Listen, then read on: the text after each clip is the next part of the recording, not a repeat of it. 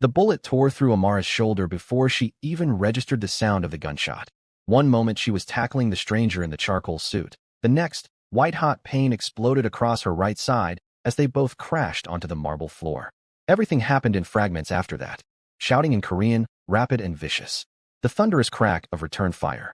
The stranger's weight covering her, his expensive cologne mixing with the metallic scent of her own blood. More gunshots. Screaming. The sound of shattering glass somewhere to her left. She'd seen it in the window's reflection while cutting into her steak. Just a glint of metal where metal shouldn't be.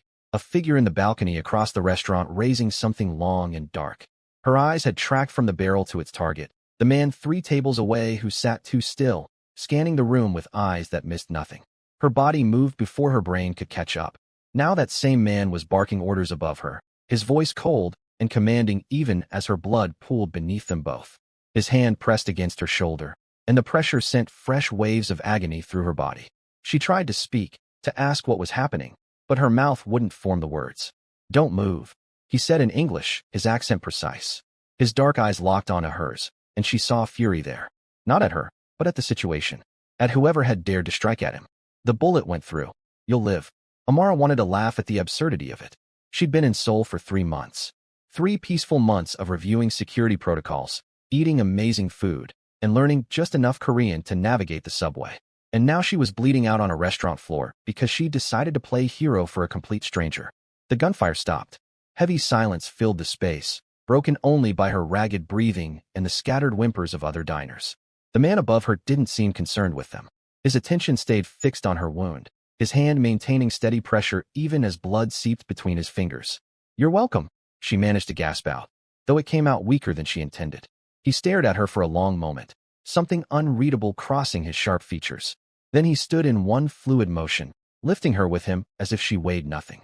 The movement sent fresh agony through her shoulder, and she bit back a scream. Blood dripped from her shoulder onto the white marble, each drop a stark reminder of how drastically her Tuesday evening had just changed. She'd been supposed to review some client files over dinner, maybe video call her mom back in Atlanta, definitely not this. Never this.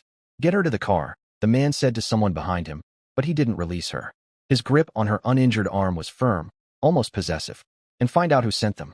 I want names within the hour." "Sir, we should leave separately." Another voice responded in English, likely for her benefit. "She's a witness. She could.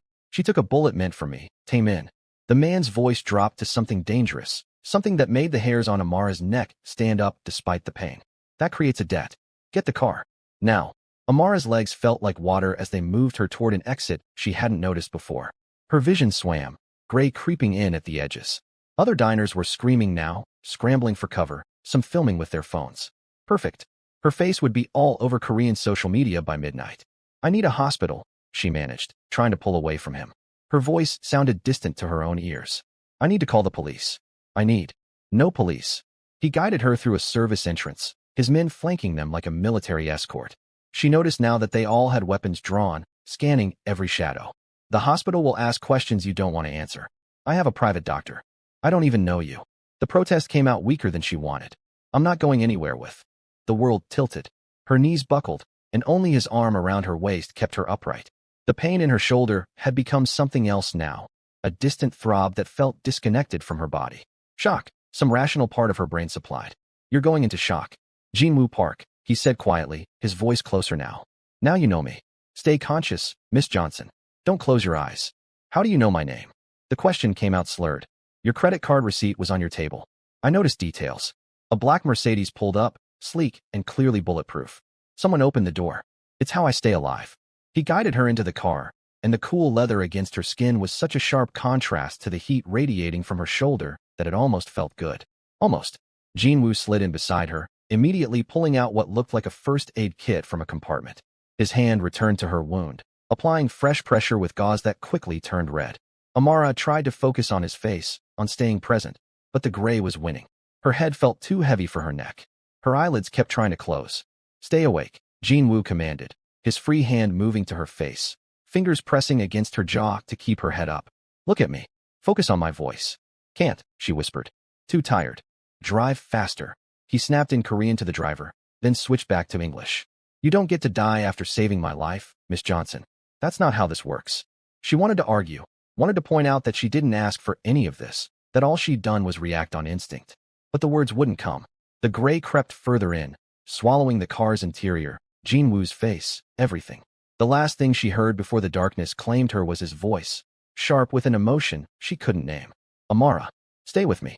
Then nothing. Amara woke to pain. Sharp, insistent, radiating from her shoulder through her entire body like fire spreading under her skin. She tried to move and immediately regretted it. Her right arm was immobilized in a sling, bandaged tight and professional.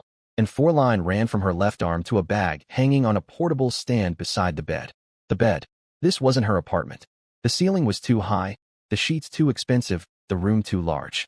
Floor-to-ceiling windows showed Seoul's skyline glittering against the night sky, the city spread out below like a carpet of stars. You're awake.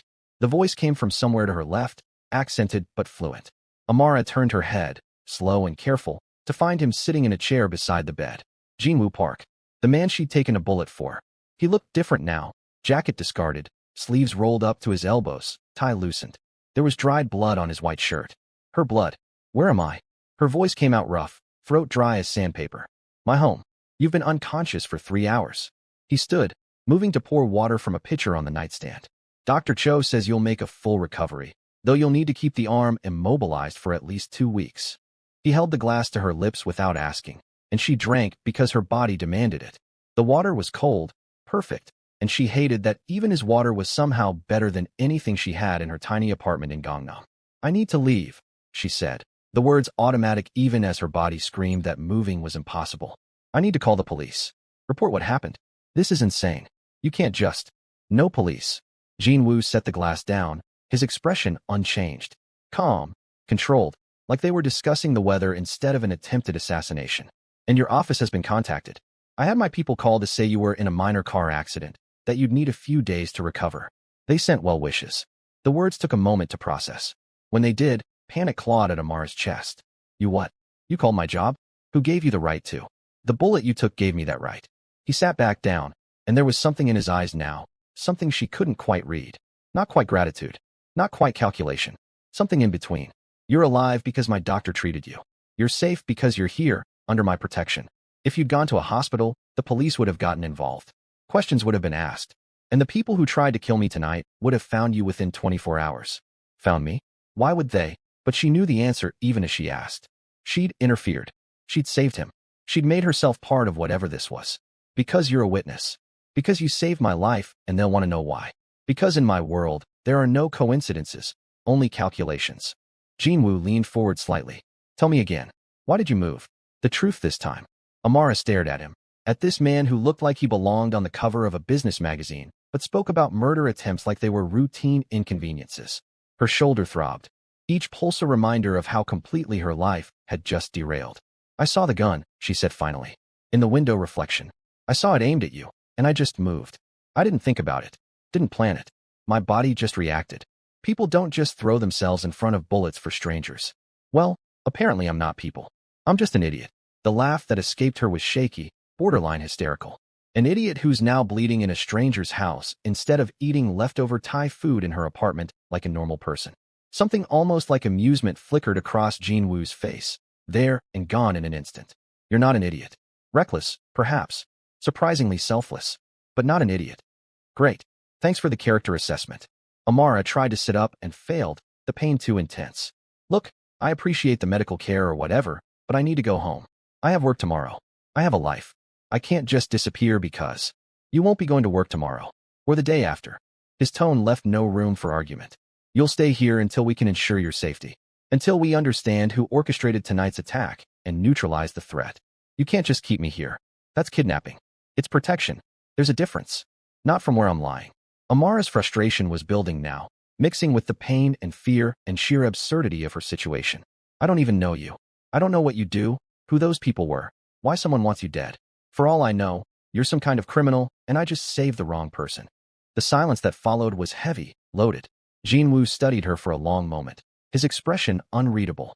Then he stood, walking to the windows that overlooked the city. Drop a comment right now and tell us what you think Jin-Woo does. Crime boss. CEO? Something else? And hit that subscribe button because what Amara is about to learn will change everything. This story is just beginning. Jin-Woo turned from the window, his silhouette dark against the glowing city behind him.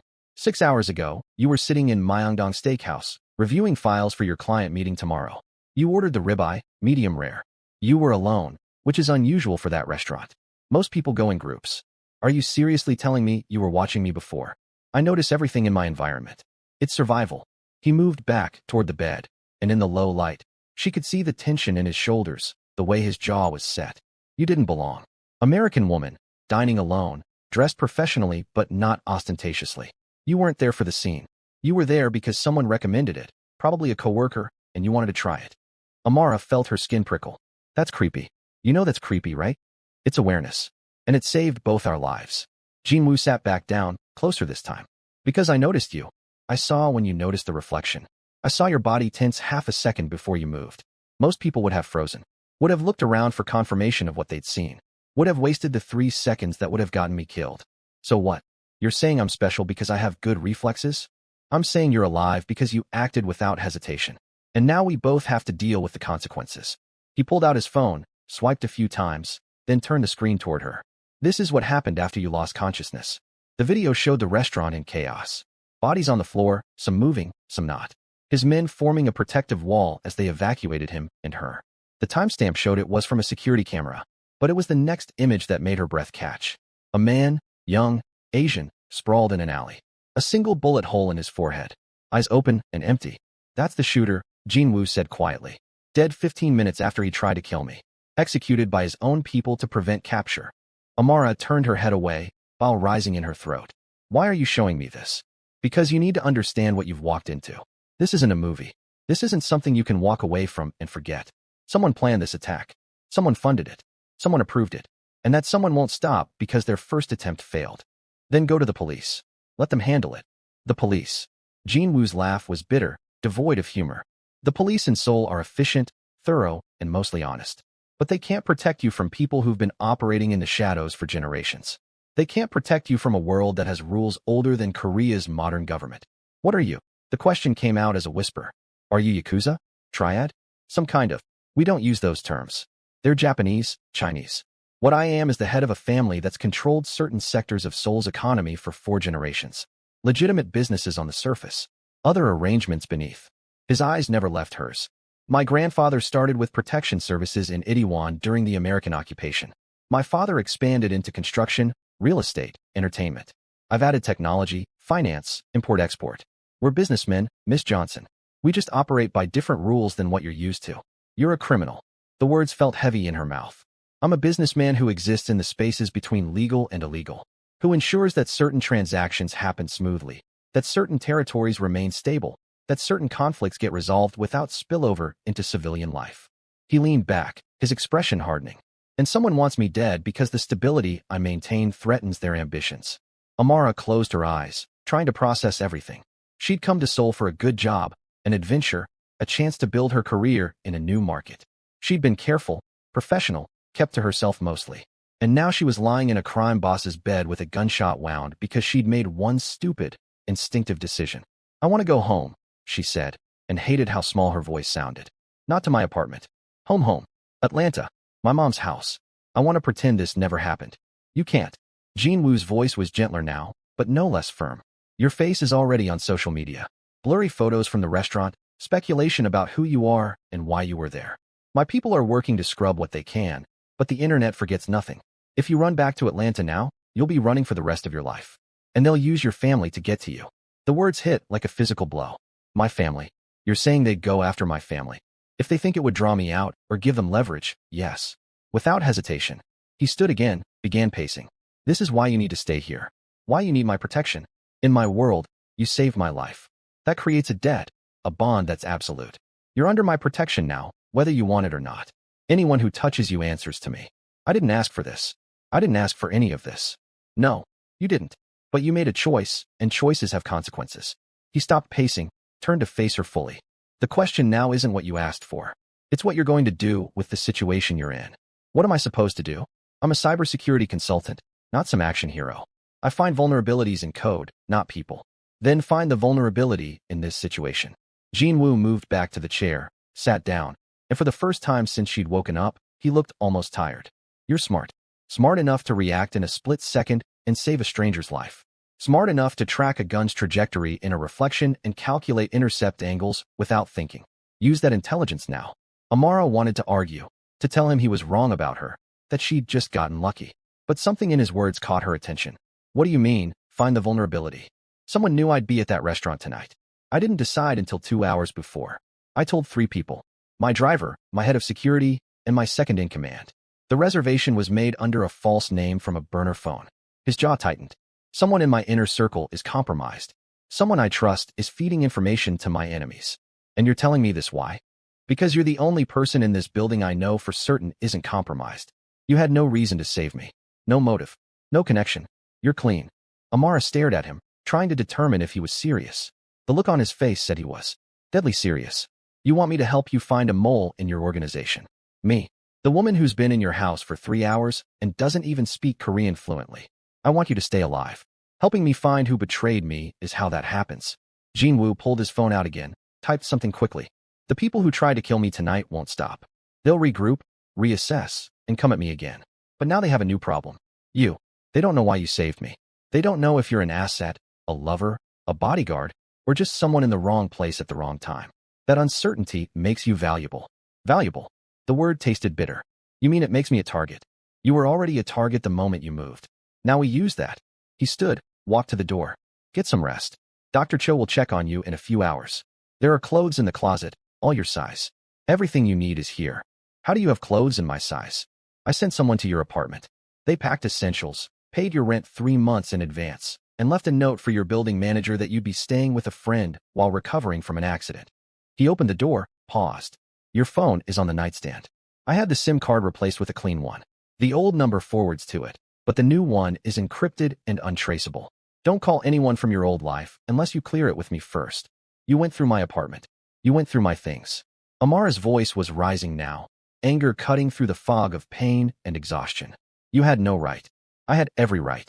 You became my responsibility the moment your blood hit that floor. His voice was cold again, the brief warmth from moments ago completely gone. Your old life is on pause, Miss Johnson. The sooner you accept that, the easier this will be. He left, closing the door quietly behind him. Amara heard a lock click. She was a prisoner. A protected prisoner, maybe, but a prisoner nonetheless. She lay back against the pillows, staring at the ceiling, her mind racing.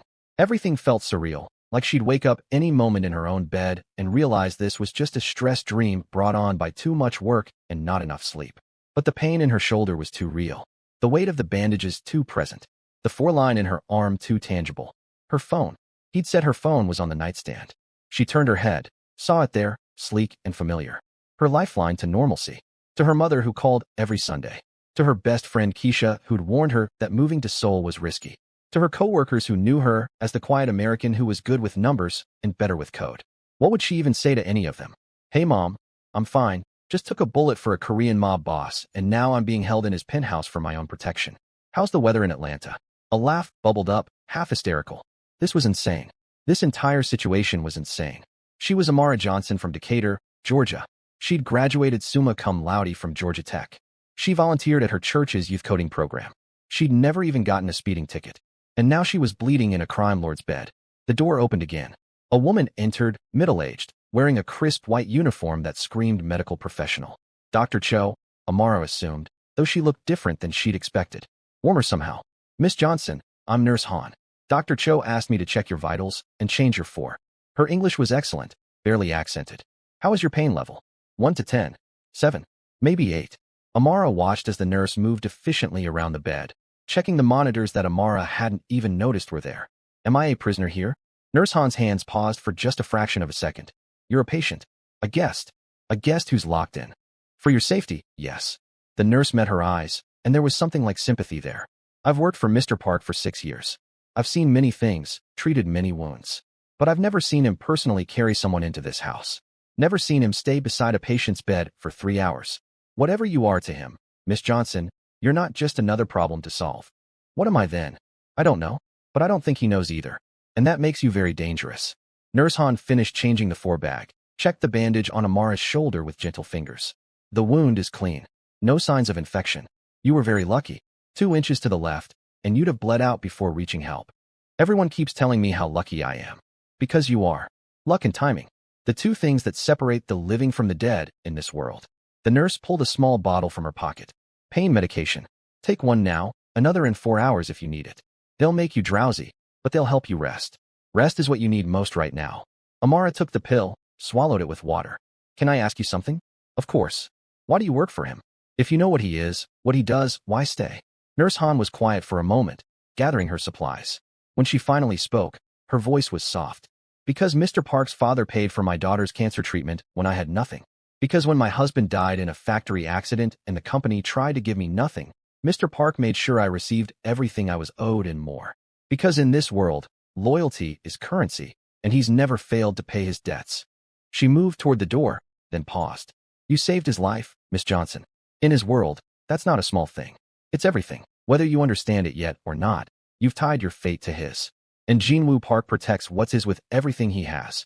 The door closed, leaving Amara alone with thoughts that wouldn't stop spinning. The medication was starting to work, pulling at the edges of her consciousness, but her mind fought against it. She needed to think, needed to plan, needed to figure out how a woman who debugged code for a living was supposed to navigate a world of bullets and blood debts. Her phone sat on the nightstand, silent and accusatory. She reached for it with her good hand, the movement sending fresh pain through her shoulder. The screen lit up at her touch. New SIM card, Jin-Woo had said. Encrypted and untraceable. 63 messages on KakaoTalk. 27 emails. 12 missed calls. All from before the shooting, before her phone had been confiscated and modified. Her co-workers asking about tomorrow's meeting. Her landlord confirming next month's rent. Her mother's daily check-in. Keisha sending memes about Korean dramas with the caption, "This you yet?" All of it from a life that felt like it belonged to someone else now. One new message, timestamped 20 minutes ago. Unknown number. You're awake. Good. Rest tonight. Tomorrow we talk strategy. JP. He was monitoring her phone. Of course he was. Privacy was probably a joke in this world. She typed back before she could overthink it. You can't keep me here forever. The response came within seconds. I don't need forever. Just long enough to keep you alive. Amara set the phone down, her hand trembling. The medication was winning now, pulling her towards sleep she didn't want. Sleep meant vulnerability. Sleep meant losing control. But her body was making the decision for her, eyelids growing heavy despite her resistance. The last thought she had before darkness claimed her was how much her mother was going to kill her when she finally found out the truth. She woke to sunlight streaming through the floor-to-ceiling windows and the smell of coffee. Her shoulder ached, a dull throb instead of the sharp agony from before.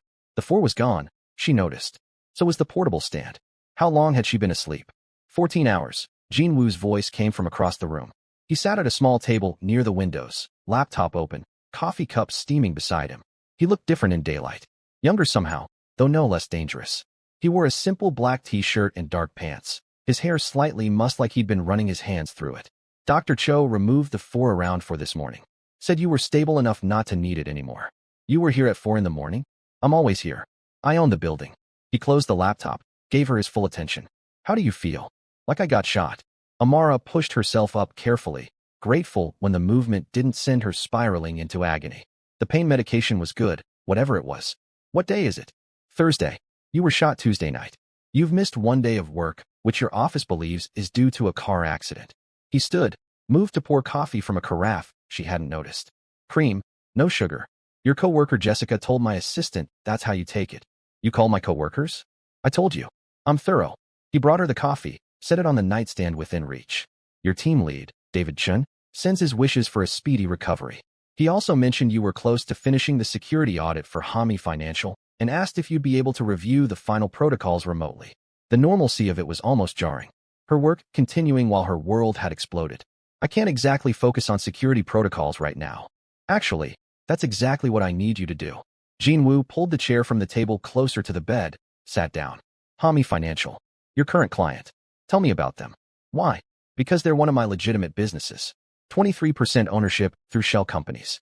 And because the security audit you're running might be how someone found out about my Tuesday night schedule. Amara's coffee cup froze halfway to her lips. What are you talking about?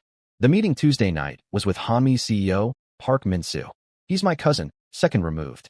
We were discussing expansion plans, specifically their new blockchain security division. Jin-Woo's eyes were sharp now, calculating.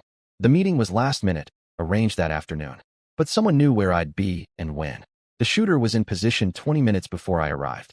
You think someone at Hanmi leaked your location? I think someone with access to executive calendars and meeting schedules had the information they needed. You've been auditing their systems for 2 months. You tell me, how hard would it be for someone to access the CEO's private calendar? Amara's mind shifted into work mode despite everything, analyzing the problem like it was just another vulnerability assessment. Their current setup? Not hard at all.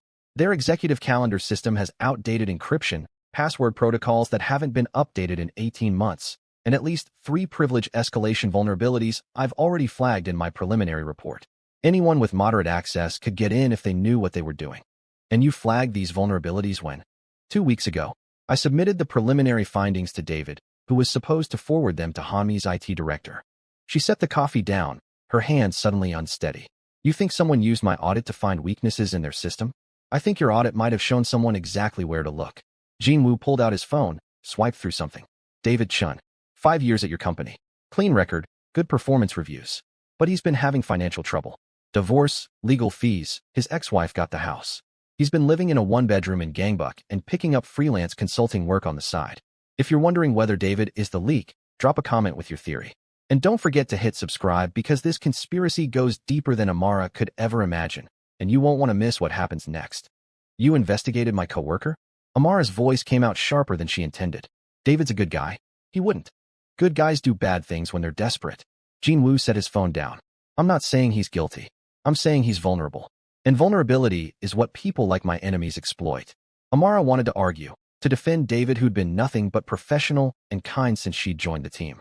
David, who'd helped her find an apartment, who'd taken her to lunch her first week and explained the unwritten rules of working with Korean clients. But she couldn't ignore the logic. Financial pressure made people do things they wouldn't normally consider. What do you want from me? Access to your audit files. Everything you've documented about Hami's systems. Every vulnerability, every weak point, every person who had access to your findings. Jin-Woo leaned forward. And I want you to keep working on it. Finish the audit like nothing happened. If there's a mole using your work to gather intelligence, I want to feed them exactly what I want them to know. You want to use me as bait. I want to use you as an asset. There's a difference. His expression softened slightly. You said yesterday you find vulnerabilities in code. This is the same thing, just with higher stakes. Someone in my organization is compromised. Someone at your company might be facilitating it. You have access to both worlds now. You can see patterns no one else can. I'm not a spy. I'm not whatever you think I am. No, you're better. You're invisible. No one suspects the American consultant. No one thinks the woman recovering from a random shooting is actually investigating them. He stood, walked back to his laptop. Your office laptop is being delivered this morning. Cleaned, debugged, with new security protocols that even your company's IT department won't detect. You'll work from here, attend virtual meetings, maintain your normal schedule. And you'll look for anything unusual, any unexplained access to your files, any questions that seem too specific, anyone showing too much interest in your timeline. And if I say no, you won't. Jin-Woo's certainty was maddening. Because you're curious now. Because you want to know who turned your work into a weapon. And because staying useful is how you stay safe in my world. He was right, and she hated that he was right. The problem was already forming in her mind, breaking down into components and variables the way every security challenge did. If someone had used her audit to access Hami's systems, they'd have left traces, digital fingerprints, patterns of access that didn't match normal behavior. I'll need complete access, she said finally. Not just my audit files. Server logs, access records, employee directories. Everything. You'll have it. And I work alone. No one looking over my shoulder, no one monitoring my screen, no one questioning my methods. Agreed. With one condition. Jin-Woo turned from the laptop. You report everything to me. Every finding, every suspicion, every anomaly. And you don't contact anyone from your old life without clearing it through me first. That's 2 conditions. Consider the second one implicit in the first. He checked his watch, a sleek piece that probably cost more than her entire year's rent. I have a meeting in an hour. Nurse Han will bring breakfast and help you to the bathroom if you need it. Try to walk a little. Movement will help with the healing. Where are you going? To reassure certain people that Tuesday's incident hasn't weakened my position, and to start asking questions that will make the right people nervous. He moved toward the door, then paused. Amara. It was the first time he'd used her first name. Something about hearing it in his accent made her stomach flip in a way she didn't want to examine. You did something remarkable Tuesday night. Something that goes against every survival instinct humans have. Most people in my world spend their entire lives learning not to care about strangers, not to involve themselves in other people's problems. You did the opposite without thinking. His dark eyes held hers. That makes you either the most dangerous person I've ever met, or the most valuable. I haven't decided which yet. He left before she could respond. The lock clicked again, and she was alone. Amara sat there for a long moment, processing everything. Her shoulder throbbed with each heartbeat, a constant reminder that this was real. All of it was real.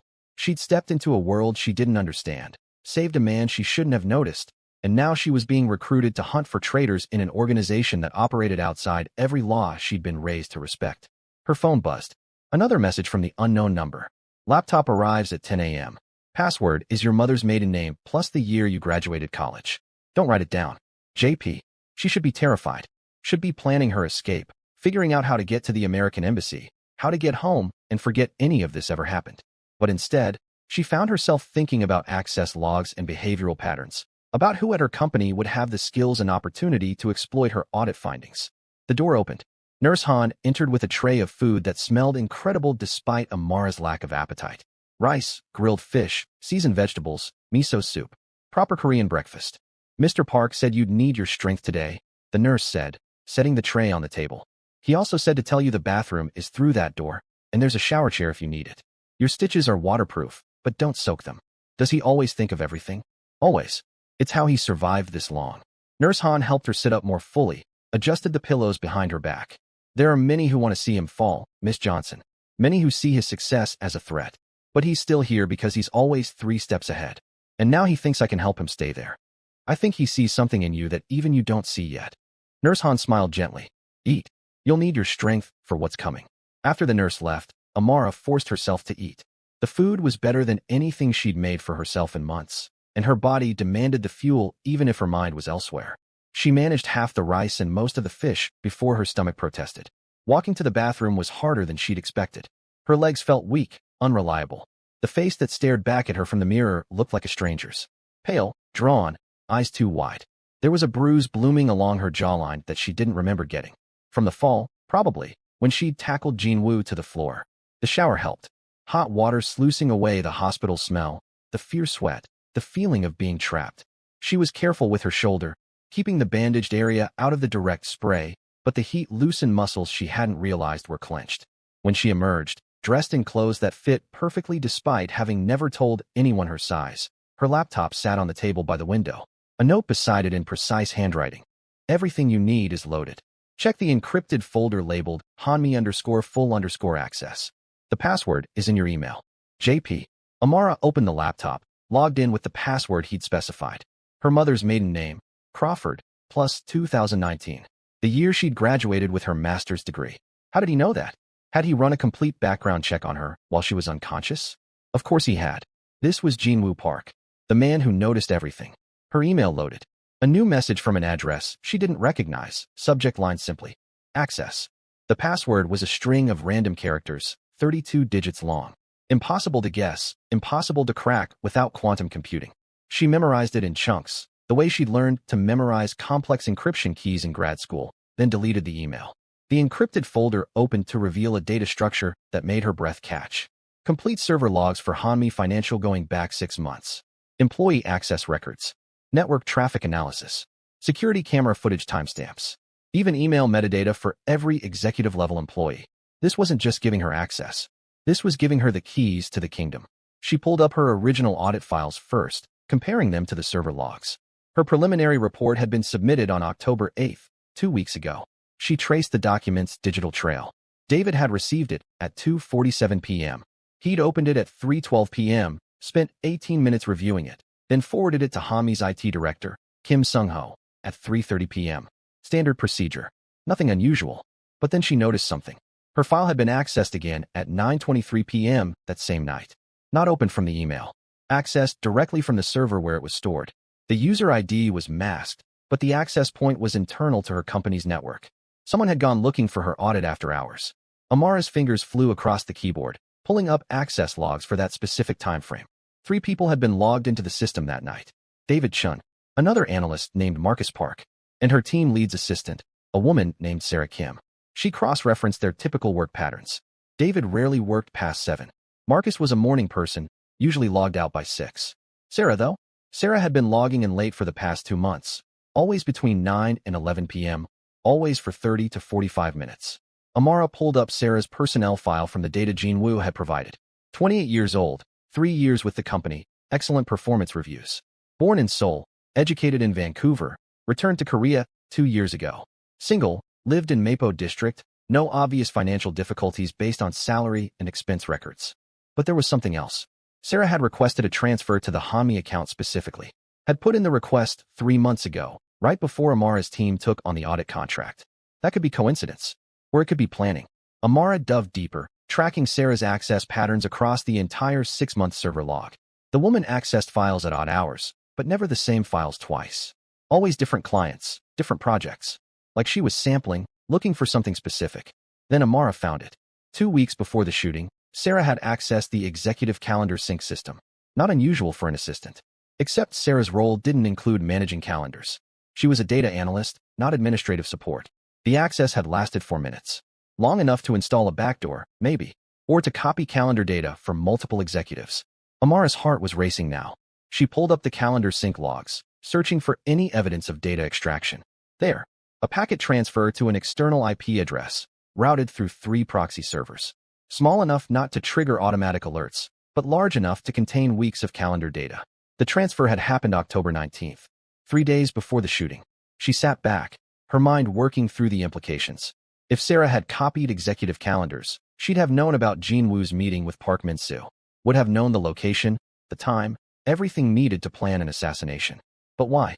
What was Sarah's connection to Jin-Woo's enemies? And who was she working for? Her phone buzzed. Jin-Woo. Find something. Maybe. How fast can you get back here? 20 minutes. Don't do anything until I arrive. Amara stared at the data on her screen, at the digital breadcrumbs that told a story of betrayal and planning. She'd been in Seoul for 3 months, building a life, pursuing her career. And the whole time, someone had been using her work, her access, her trust to get close to information that would get people killed. The anger surprised her with its intensity. She'd spent her whole career protecting systems, finding vulnerabilities before bad actors could exploit them.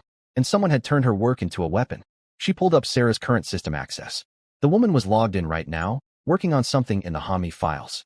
Amara could see her cursor moving, files opening and closing. What are you looking for, Sarah? What else are you stealing?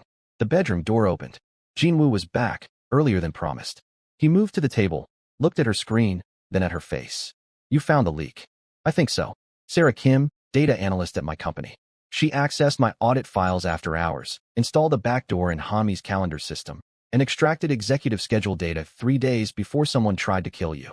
Amara pulled up Sarah's photo from the personnel file. But I don't know why. I don't know who she's working for, or what else she's accessed. Jin-Woo studied the screen, his expression unreadable. Then he pulled out his phone, made a call, spoke rapid Korean. When he ended it, his eyes were cold. Sarah Kim, born Kim Sa-rae in Seoul, daughter of Kim Tae-sung, who was my father's accountant 20 years ago. My father had him killed for embezzling 400 million won from our operations. The pieces clicked into place with sickening clarity. She's not after money. She's after revenge. And she's been patient. 3 years embedding herself in legitimate business, building credentials, waiting for the right opportunity. Jin-Woo's jaw tightened. Using you was just convenience. You were the access point she needed. What happens now? Now we use what you found. We feed her false information, make her think she's still hidden, and we trace her connections back to whoever hired her for the hit. He looked at Amara, and something in his expression shifted. You did well. Better than I expected. I just followed the data. You saw patterns no one else saw. You connected pieces that looked unrelated. He pulled up a chair, sat beside her. This is why you're valuable, Amara. Not because you took a bullet. Because you think differently than anyone in my world. You see structures and systems where we see loyalty and betrayal. So what do you think happens to Sarah? Drop your prediction in the comments. And if you've made it this far, hit that subscribe button because the final confrontation is coming, and trust me, you won't see it coming. Like this video if you're hooked. What do we do about her? Amara asked. We watch. We wait. And when she makes her next move, we'll be ready. Jin-Woo stood, moved to the window. But first, I need to know something. When you looked at this data, when you found the leak, how did it make you feel? The question caught her off guard. Angry. Violated. Like someone took something I created to protect people and twisted it into something harmful. Good. Hold on to that. He turned back to her. Because that anger is going to keep you sharp. It's going to remind you why you're doing this when things get complicated. And they will get complicated, Amara. Sarah Kim isn't working alone. Someone with resources funded this operation. Someone with connections protected her. And when we pull that thread, We're going to unravel something much bigger than one revenge-driven analyst. How big? Big enough that someone thought killing me was worth the risk of starting a war. His phone buzzed. He glanced at it, and his expression hardened. And they just made their next move. He turned the phone so she could see. A news alert in Korean. She translated slowly, her language skills just adequate enough. Explosion at Hanmi Financial Headquarters. Multiple casualties. Suspected gas leak under investigation. That's not a gas leak, she whispered. No, it's a message. They're cleaning up, destroying evidence, and anyone who might connect them to the failed assassination. Amara felt the blood drain from her face. My co-workers, David, Marcus, the whole team. They're in that building for the weekly meeting. It's Thursday morning. There. Jin-Woo was already on his phone, barking orders in Korean. He ended the call, looked at her. My people are en route. If anyone from your team survived, we'll find them. If they survived. The words felt hollow. Sarah did this. She killed them to cover her tracks. Or whoever she works for did. Either way, this just became personal for you two. He moved closer, and his voice dropped. I need to know right now, Amara. Are you in this? Really in this? Because what comes next isn't analysis and data. It's action. It's putting yourself in danger to stop people who just killed innocents to protect their operation. She thought about David, who'd helped her find her apartment. About Marcus, who always had terrible jokes at the morning stand-ups. About the administrative staff, who'd welcomed her with such warmth despite the language barrier. Good people doing their jobs, killed because they'd worked on the same account as her. I'm in, she said, and meant it. Tell me what you need me to do. Jin-Woo's expression shifted, something like respect flickering in his eyes. Then welcome to my world, Amara Johnson. Let's go hunting. If you made this far, hit that like button, drop a comment telling us what you think happens next to Sarah and her conspirators, and subscribe because you don't want to miss what happens next. The next 3 hours moved like a fever dream. Jin-Woo's penthouse transformed into a command center, men in dark suits arriving with equipment and urgency. Laptops appeared on every surface, phones rang constantly, and conversations in rapid Korean filled the air with tension Amara could feel even without understanding every word. She sat at her laptop, tracking Sarah Kim's digital movements while Jin-Woo coordinated rescue efforts at Hanmi Financial. The news was reporting 12 dead, 34 injured. The explosion had centered on the IT department, where her team had been meeting. David's phone went straight to voicemail. So did Marcus's. So did everyone else's on her team. We found 3 survivors, Jin-Woo said, appearing beside her. His shirt sleeves were rolled up, his jaw tight with controlled fury. 2 security guards who were outside smoking. And Sarah Kim, who called in sick this morning. Amara's hands stilled on the keyboard. She wasn't there. She knew it was coming. She made sure she wasn't anywhere near the blast zone. He leaned over her shoulder, looking at her screen. What are you tracking? Her phone's location data. She's been at a coffee shop in Gangnam for the past 2 hours. Just sitting there, according to the timestamps. Probably establishing an alibi. Amara pulled up Sarah's recent financial transactions. She bought coffee at 9:15, used her credit card, made sure there was a record. Smart, but not smart enough. Jin-Woo pulled out his phone, sent a text. I'm sending people to pick her up. No. The word came out before Amara could think. Jin-Woo raised an eyebrow, and she continued quickly.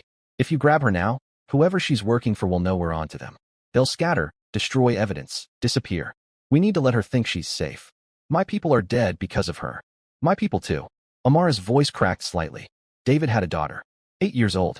He showed me pictures every Monday. But if we want to get everyone responsible, not just Sarah, we have to be patient. Jin-Woo studied her for a long moment. Then he canceled the text he'd started typing. What do you suggest? We use her the way she used me. We feed her information, watch where it goes, trace it back to the source. Amara pulled up Sarah's communication patterns. She's too careful to use her regular phone or email for anything incriminating. But she's accessing something. Some channel we haven't found yet. Then find it. Amara dove back into the data, her anger sharpening her focus. Sarah was good, but everyone made mistakes. Everyone left traces. It was just a matter of knowing where to look. She started with Sarah's work laptop access logs, looking for any unusual patterns. Most of her activity was routine, expected, but there was a recurring anomaly. Every day at exactly 2:47 p.m., Sarah's laptop would show a brief spike in network activity. Nothing major, just a few kilobytes of data transfer. Too small to be file sharing, too regular to be random. Amara isolated the traffic pattern, traced the destination IP address. It bounced through 6 different proxy servers before terminating at a VPN endpoint in Singapore. Professional-grade security, the kind used by people who really didn't want to be found. She's using a dead drop system, Amara said. Digital version of a spy technique. She uploads encrypted messages to a secure server at the same time every day. Someone else downloads them later. They never communicate directly, so there's no trail connecting them. Can you break the encryption? Given enough time and computing power, maybe. But that's not the play. Amara's mind was racing now, seeing the vulnerability in the system. The encryption doesn't matter if we control what goes into it. We use her access to plant false information. Make whoever she's working for think they have intel they don't actually have. And then we watch what they do with it. If we feed them a fake meeting location for you, and someone shows up with a gun, we know the information flowed through Sarah's channel. We can trace the response back, find out who's receiving her messages and acting on them. Jin-Woo smiled, and it wasn't a pleasant expression. You learn fast. I'm motivated. Amara pulled up a blank document. So what false information do we want to feed them? Something valuable enough they can't resist acting on it. Something that would genuinely hurt me if they succeeded. He thought for a moment. There's a warehouse in Incheon, one of my storage facilities for imported electronics. Legitimate business, but with connections to some of my less legitimate operations. If they hit it, they'd damage my reputation and my revenue stream. But we'd be waiting for them. Exactly. We'll need to make it look real. Update the Hanmi calendar system with a fake inspection visit from me next Tuesday. Make sure Sarah can access it through her backdoor. Jin-Woo pulled out his phone again. I'll arrange security, but subtle. Hidden cameras, plainclothes observers. When they make their move, we'll have everything documented. Amara's fingers moved across the keyboard, accessing the Hanmi calendar system through the same vulnerability Sarah had exploited. She created a meeting entry, site inspection, Incheon Facility 3. Tuesday, October 29th, 2 p.m. Attendees, J.P. Park, Security Chief, Operations Manager. Done, she said. The bait is set. Now we wait for Sarah to check in at her regular time and pass it along. 2:47 p.m. That gives us 5 hours. Jin-Woo straightened, rolled his shoulders like a fighter preparing for a match. I need to make some calls, arrange the security for Tuesday. You should rest. Your shoulder. My shoulder is fine. What I need is to finish this. Amara looked up at him. Those people at Hanmi, they died because I didn't see the threat fast enough. Because I was so focused on the technical vulnerabilities that I didn't think about the human ones. I'm not resting until everyone responsible pays for that. Something shifted in Jin-Woo's expression. Respect, maybe, or recognition. You sound like one of us now. Maybe I always was. I just didn't know it yet. He moved closer, and for a moment, the space between them felt charged with something beyond the immediate crisis. When this is over, when we've found everyone involved and dealt with them, what will you do? Go back to your old life? Pretend none of this happened. Amara looked at the data on her screen, at the city sprawling beyond the windows, at this man who'd become the center of her world in less than 72 hours. I don't think there's an old life to go back to anymore. No, Jin-Woo agreed quietly. There isn't. The clock ticked toward 2:47 p.m. They watched Sarah's access logs together, waiting for the telltale spike that would confirm she'd taken the bait. Amara's heart pounded against her ribs, each second stretching impossibly long. 2:46 p.m. Sarah's laptop showed normal activity. 2:47 p.m. There. Network spike. Data transfer initiated. She's uploading, Amara whispered. She found the calendar entry. She's passing it along. Jin-Woo was already on his phone, speaking in rapid Korean. Amara caught enough words to understand he was mobilizing his security team, setting the trap for Tuesday. But something bothered her. Something about the data pattern didn't feel right. Wait. She pulled up the network traffic analysis again, compared it to Sarah's previous uploads. The file size is wrong. It's 3 times larger than her usual dead drops. Jin-Woo ended his call. What does that mean? Either she's sending more information than just the calendar entry, or Amara's fingers flew across the keyboard, intercepting a copy of the encrypted packet before it fully transmitted. She ran it through her analysis tool, looking at the structure if not the content. Or she's communicating with multiple recipients. This isn't going to one person. It's being distributed to several endpoints simultaneously. How many? At least 5. Maybe more. Amara traced the routing paths, her stomach sinking. Jin-Woo, this isn't just about revenge. Sarah's part of something bigger. A network. And if she's alerting all of them about Tuesday, then they're planning something coordinated. Multiple strikes. His expression went cold, calculating. They're not just trying to kill me. They're trying to dismantle my entire operation in one move. The pieces fell into place with terrifying clarity. The assassination attempt had failed, so they'd escalated. The Hanmi bombing wasn't just about covering tracks. It was about destabilizing Jin-Woo's legitimate business interests. And now, with the warehouse as bait, they were planning to hit multiple targets while his security was concentrated in Incheon. We need to pull back, Amara said. Cancel the trap. If they're planning something this big. No. We moved forward. But we changed the game. Jin-Woo's smile was sharp as a blade. You gave them what they wanted. Now we give them what they don't expect. Amara, can you track where all those encrypted packets are going? Not break the encryption. Just follow the trail to the endpoints. Yes. It'll take time, but yes. You have until Monday. Find every recipient. Map the entire network. He was already texting, his thumbs moving rapidly. I'll make sure they think I'm walking into their trap. Full security presence at the warehouse, obvious surveillance, everything they'd expect. Let them commit their resources to hitting what they think is my weak point. While you're actually where? Everywhere else. Protecting what actually matters. My people, my real assets, my family. He looked at her then, and his eyes were intense. You included. The words hung between them, weighted with implications neither of them had time to unpack. Amara worked through the weekend with barely any sleep, mapping the network of encrypted communications branching out from Sarah's dead drop. 5 recipients became 7. 7 became 12. By Sunday night, she'd identified 15 separate endpoints, each one representing someone in Sarah's network. But it was the 16th endpoint that changed everything. Jin-Woo. Her voice was hoarse from exhaustion and coffee. You need to see this. He appeared behind her chair, and she felt his presence like heat. What did you find? The central node. The one coordinating all the others. She pulled up the trace route, showing how all communications eventually funneled to one heavily protected server. It took me 48 hours to crack through the security layers, but I found the physical location. It's here in Seoul, Gangnam District. High-rise office building. Which building? She told him. Watched his face go carefully blank. That's Park Min-soo's private office. My cousin. The betrayal sat heavy in the silence. Family. The foundation of everything in Jin-Woo's world, and it had been rotted from within. I'm sorry, Amara said quietly. Don't be. You gave me the truth. That's more valuable than false loyalty. Jin-Woo stepped back, pulled out his phone. Min-soo wanted my position. Wanted control of the family business. He's been patient, playing the dutiful cousin while building his own network. Using Sarah. Using the Hami bombing. Using everything to make me look weak so the council would support his takeover. What are you going to do? What I should have done years ago. Remove the rot before it spreads. His voice was cold, final. But first, we let Tuesday happen. Let him think his plan is working. Let him commit to the attack. And then we end this. Tuesday came with autumn rain, the kind that turned Seoul streets into rivers of reflected neon.